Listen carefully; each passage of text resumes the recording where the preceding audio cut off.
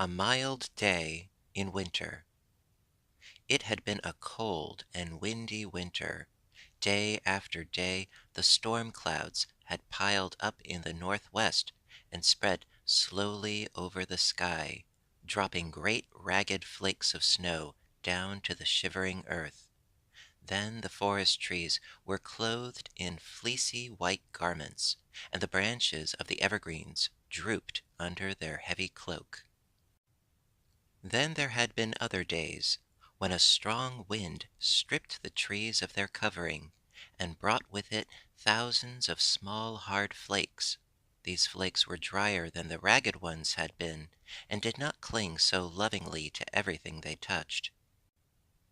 They would rather frolic on the ground, rising again and again from their resting places to dance around with the wind and help make great drifts and overhanging ledges of snow in the edge of the forest, where there was more open ground. It is true that not all the winter had been cold and stormy.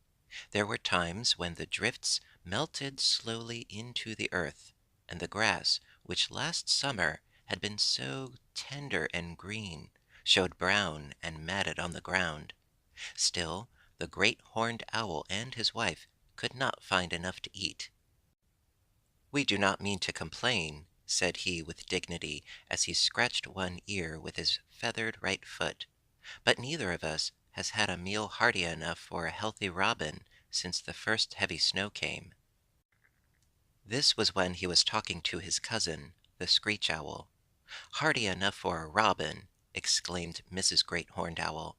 "I should say we hadn't. I don't think I have had enough for a goldfinch, and that is pretty hard for a bird of my size. I am so thin that my feathers feel loose." "Have you been so hungry that you dreamed about food?" asked the screech owl.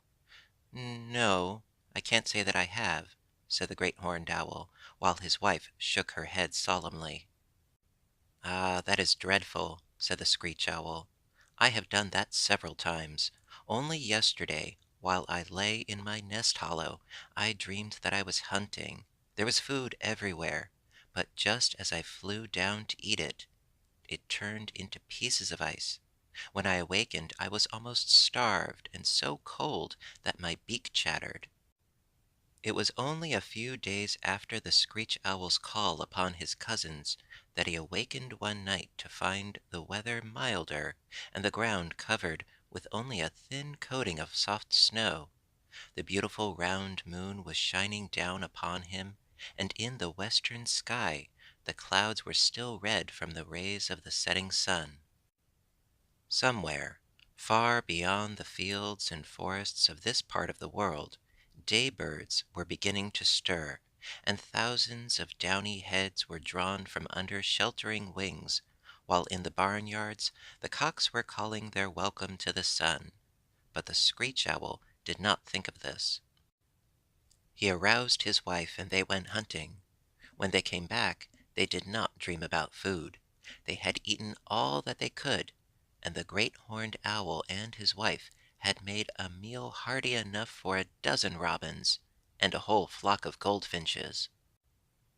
It was a good thing for the day birds that this was so, for it is said that sometimes, when food is very scarce, owls have been known to hunt by daylight.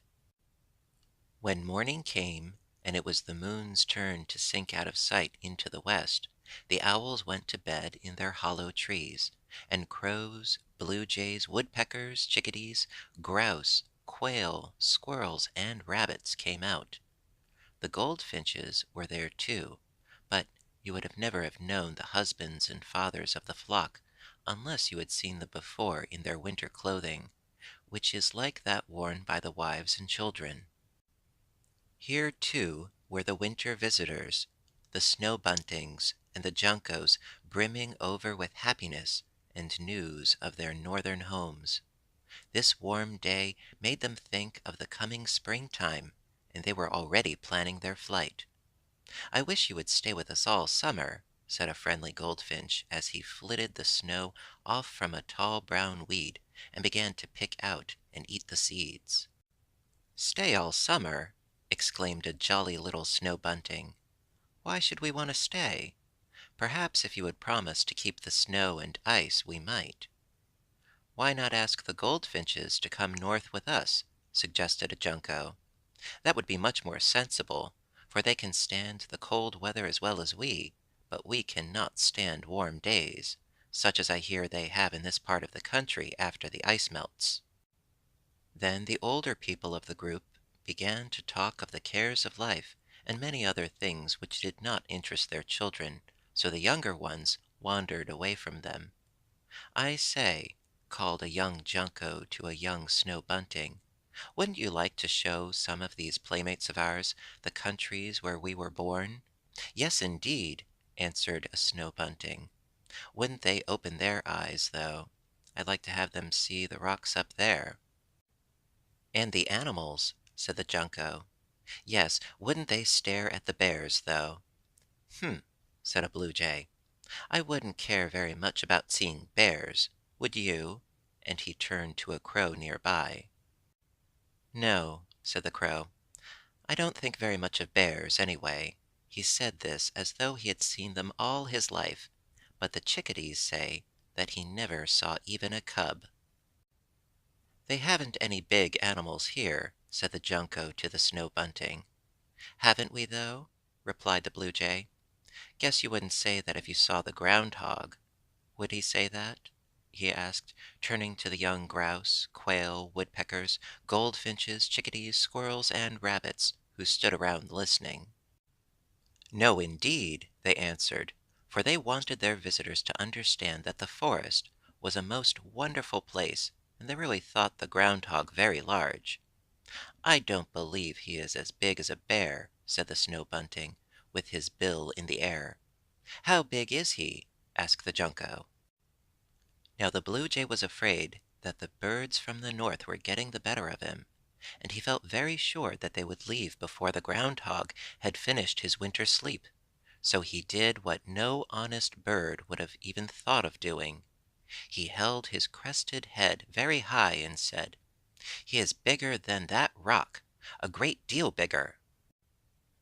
The crow looked at the rock and gave a hoarse chuckle, for it was 100 times larger than the ground hog.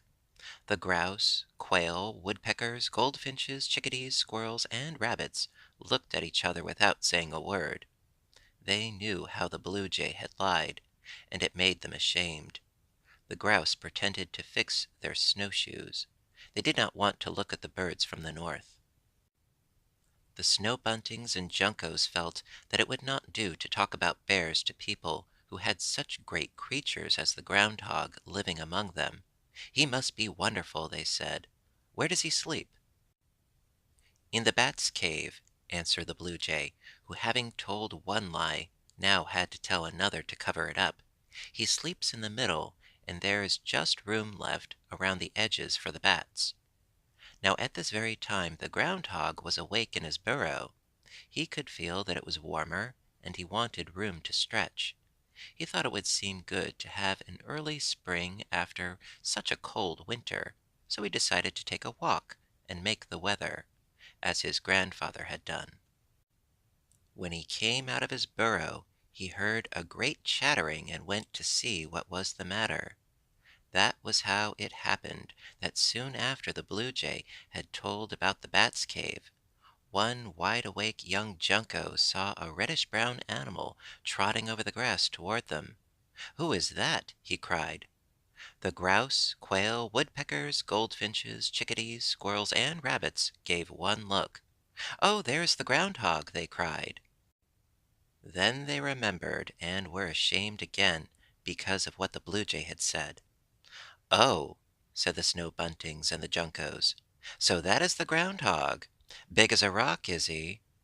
And you don't think much of bears?" The crow pointed one claw at the blue jay. "I never said he was as big as that rock. He is the fellow that said it." "I don't care," said the blue jay. "I was only fooling. I meant to tell you after a while. It's a good joke on you."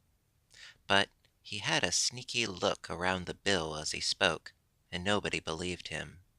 Before long he and the crow were glad enough to get away from the rest and go away together.